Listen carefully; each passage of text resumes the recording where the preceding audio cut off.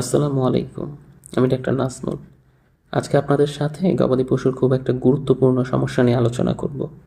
এটা মাঝে মধ্যেই আপনারা অনেকে ফেস করে থাকেন, যে আপনারা দেখবেন যে হঠাৎ করে আপনাদের গোয়াল ঘরে একটা সাপ ঢুকে গেছিল এবং সাপটা হচ্ছে এই গবাদি পশুকে কামড় দিচ্ছে, মানে স্নেক বাইট যেটাকে আমরা বলি।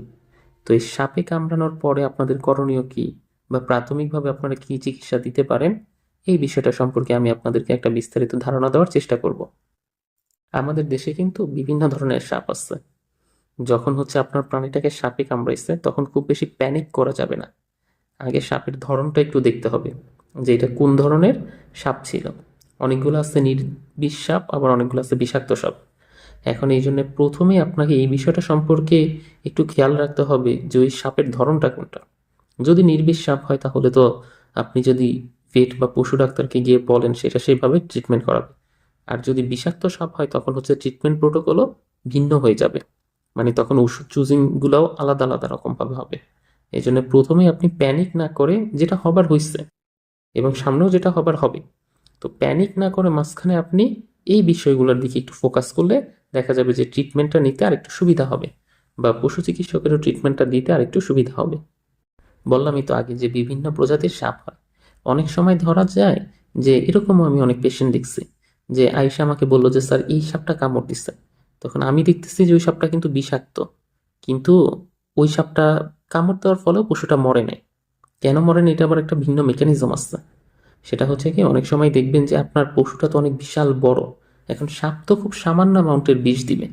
দেখা যায় যে বিষের কনসেন্ট্রেশন এতটাই কম যে ওইটা আর ওই পুরো বডিতে ছড়াইতে পারে না এমনইভাবে, যার কারণে ওই পশুর কোনো ক্ষতিই হয়নি। এই জন্য প্যানিক করার আসলে এখানে কোনো স্কোপই নেই, যে সবসময় যে পশু মারা যাবে ব্যাপারটা এরকমও না। তারপরেও হচ্ছে অনেক সময় দেখা যায় যে হ্যাঁ, মারা যাইতে পারে। এক্ষেত্রে আপনার পশুটা মারা যাওয়ার আগে ঠিক কী কী ধরনের লক্ষণ প্রকাশ পায়। আমাদের দেশে বেশিরভাগ ক্ষেত্রে যেই সাপগুলো আছে, এগুলোর বিষ যখন আমাদের বডিতে প্রবেশ করে তখন নিউরোলজিক্যাল সাইন তৈরি করে। নিউরোলজিক্যাল সাইন মানে মস্তিষ্কে এই বিষক্রিয়াটা শুরু হয় আর কি, রক্তের মাধ্যমে মাথা পর্যন্ত চলে যায় এবং তখন আস্তে আস্তে সাইন প্রকাশ পায়। যেমন কি কি হইতে পারে, যেমন হচ্ছে ওর চোখগুলা দেখবেন যে অনেক বেশি বড়, ডাইলেটেড হয়ে গেছে, ও চোখের পাতা ফেলতে পারতেছে না, ওর শ্বাস অনেক দ্রুত নিতেছে, বা হচ্ছে শ্বাসকষ্টের যে সমস্যাটা আছে সেটা তৈরি হইতেছে, পেশি খুব বেশি পরিমাণে কাঁপতেছে, সাপটা ঠিক যেই জায়গায় কামড় দিচ্ছে সেই জায়গা থেকে রক্তক্ষরণ হইতেছে। মাঝে মধ্যে তো আমি এমন পেশেন্টও পাইছি যে এতটাই বিষাক্ত সাপ ছিল যে নাক, মুখ, কান এগুলো দিয়ে রক্ত বের হওয়া শুরু হয়েছে। এটা অবশ্য অনেকটা পরে, যখন হচ্ছে আপনি ট্রিটমেন্ট করাচ্ছেন না, প্রায় 14-16 ঘন্টা কেটে গেছে, বা কোনো হচ্ছে সেরকম ওই যে বেঁধে রাখার জন্য যে জায়গাটা ওইটাও করেন নাই, তখন দেখা যায় যে বিষ পুরো বডিতে ছড়াই গেছে। ন্যাচারাল যে ওপেনিংগুলো আছে ওপেনিংগুলো দিয়ে ব্লিডিং হওয়া শুরু হয়েছে। তারপরে এরকম আরো অনেক ধরনের লক্ষণ প্রকাশ পাইতে পারে, যে পশুটা আসলে কি করতেছে এটাও নিজেই বুঝতেছে না, ওর স্নায়বিক লক্ষণ প্রকাশ পাইতেছে, খিঁচুনি উঠতেছে একটু পর, আর দেখা যায় একটা সার্টেন টাইম ও শ্বাসকষ্টি মোস্ট অফ টাইম মারা যায়। তো এইগুলো হচ্ছে কমন সাইন সিমটম। আবার অনেক সময় অনেকে হচ্ছে সন্দিহান থাকে, এই লক্ষণ দেখছে বাট আসলে কি সাপে কামড়াইছে নাকি সেটা বুঝতে পারে না।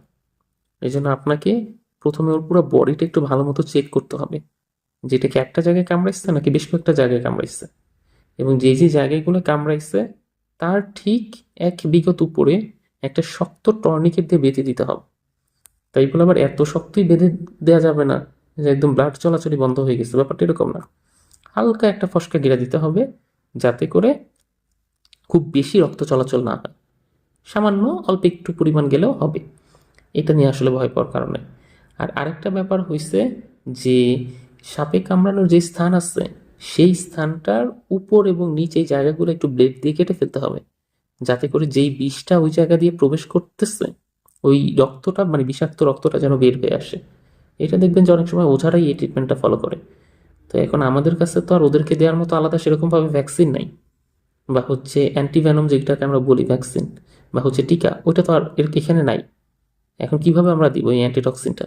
ওই জন্য প্রাইমারিলি আপনি একটু উপরে হচ্ছে শক্ত একটা টর্নিকেট দিয়ে বেঁধে ঠিক যে জায়গাটা কামড় দিচ্ছে তার আশপাশটা হচ্ছে পুরোটা একটু ব্লেড দিয়ে কেচে দিবেন। কেচে দিলে দেখা যাবে যে ওই জায়গার রক্তগুলো বের হয়ে আসতেছে, দ্যাট মিনস বিষ অনেকাংশেই বাহিরে বের হয়ে চলে আসবে। বুঝতে পারছেন? মানুষের ক্ষেত্রে এটা প্রয়োগ করা হয় না, বাট এটা আমরা প্রাণীর ক্ষেত্রে প্রয়োগ করতেই পারি। আর তারপরে আপনাকে যখন ওই রক্তটার ওই বিষাক্ত ইয়াটা বের হয়ে আসবে তারপরে হচ্ছে আপনাকে করতে হবে, কি বলে, আদার্স অ্যান্টিবায়োটিক প্লাস অন্যান্য যে মেডিসিনগুলো আছে এগুলো ব্যবহার করতে হবে। এবং এই বিষয়ে আপনাকে আপনার পশু চিকিৎসক খুব সুন্দর মতো ব্যাখ্যা করেই দিবে যে কি কি করতে হবে, বা সে প্রয়োজনীয় যে লক্ষণগুলো দেখবে ওগুলো হচ্ছে আপনাকে বলে দিবে বা হচ্ছে ওইটা প্রেসক্রিপশনে লিখে দিবে। আর আরেকটা ব্যাপার হচ্ছে কি, যে সাপে কামড়ের ওষুধের সাথে দিতে হয়, সিডেটিভ দিতে হয়। এটাও আপনাকে আপনার ভেট দিয়ে দিবে, সমস্যা নাই। আর অ্যান্টিহিস্টামিনিক ওষুধ দিয়ে হচ্ছে ট্রিটমেন্ট করতে হয়। তো ওভারঅল ট্রিটমেন্ট প্রোটোকল আমি একদম প্রাইমারি বেসিক মেকানিজমটা বললাম। ধরেন যে রাত্রে কামড়েছে, এখন আপনি কি করবেন? হাতের কাছে তো তখন আর পশু চিকিৎসক পাবেন না। তখন ইনিশিয়াল পর্যায়ে এই ব্যবস্থাটা নিবেন, বাকিটা সকালে হচ্ছে পশু চিকিৎসক এসে সামলাবে। তার সাথে যোগাযোগ করে সেভাবে হচ্ছে উনি ট্রিটমেন্ট প্রোটোকল সামলাবে, যে ডোজিং কতটা হবে, ওর বর্তমান কন্ডিশন কিরকম আছে, এই বিষয়গুলো আর কি দেখবে তারপরে। আর আরেকটা কথা হচ্ছে, প্রথম থেকে সাবধান থাকাই ভালো। যেখানে একটা ফার্ম দিয়েছেন তার আশপাশের জায়গাগুলো খুব সুন্দর মতো হচ্ছে ঝোপঝাড় যেন কোনোভাবে না থাকে, সেই বিষয়টা একটু খেয়াল রাখবেন। ঝোপঝাড়টাকে একটু পরিষ্কার করে রাখবেন, তাহলেই দেখবেন আর এই ধরনের সমস্যা ফেস করতে হচ্ছে না।